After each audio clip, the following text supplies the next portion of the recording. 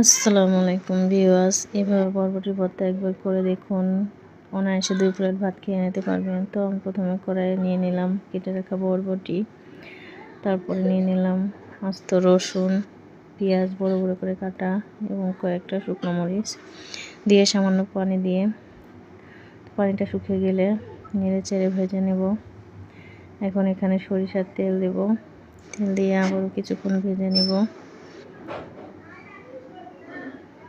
কিছুক্ষণ ভেজে এখন এখানে দিয়ে দিব পরিমাণ মতো লবণ আর সামান্য 1 চিমটি হলুদ দিব কালারের জন্য।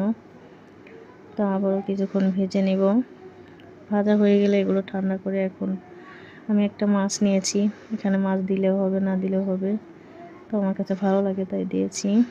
এখন আমি এখানে মাছটা বেটে নিয়েছি, এখন ভেজে রাখা বরবটিগুলো বেটে নিয়ে মিশিয়ে নেব মাছের সঙ্গে।